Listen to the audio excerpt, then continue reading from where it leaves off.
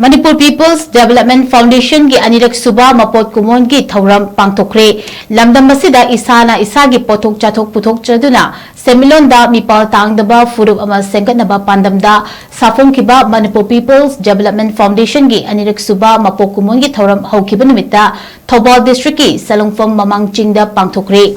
Thouram aduda MPDF ki Pauktakloi TH Manihar MPDF ki President Pebam Bishambor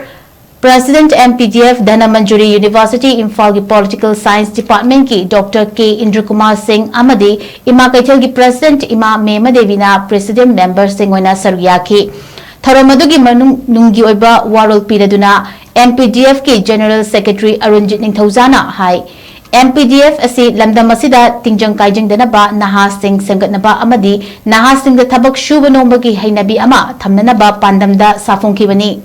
MPDF na hona jariba asi naha singbu imalaiba kanba amadi mayai kaba chinjaktagi lapthokpa loina na iromdom chinjakta mipal tangdana hingjaba ngamnanaba shuba nombagi wakhalot pokhanabani haiba wafam thamki Thouram aduda sarugya kiba MPDF ki Pauktakloi TH Manihan hai Aikhoigi marakta asengba marup kanano yeknabana kanano khangba matam oire aikhoigi iramda Manipurda lairiba yellow furuk khudimak amatta oina aikhoigi yeknaba sing thengnaminasi haina fongdokhi Thouram aduda Manipur gi tongan ba mahiroi lup sing gi luchingba sing tongan ba mafam sing degi lakpa maira paibi sing amadi MPDF ki unit sing gi masing yamlaba thomi kayasu saruyakhi Yoraiba, the Matakta, dragon fruit mayama tariba, Hosi, Nanu Sani, Yen Masasani, Optaret Amazutoraga, a quick youth mayam sings here. BMT Katamoy, the training Katatoba, Captain Natana Mokoida, Hui Tabak Piraga. Akoi Makoi was income generator on anaba, Hoikana Honazari, Housing Makata, Bakayama, so we focus on training Pidana, Sengungi training Pidana, Sengum Tanabi training Pidana Toraga,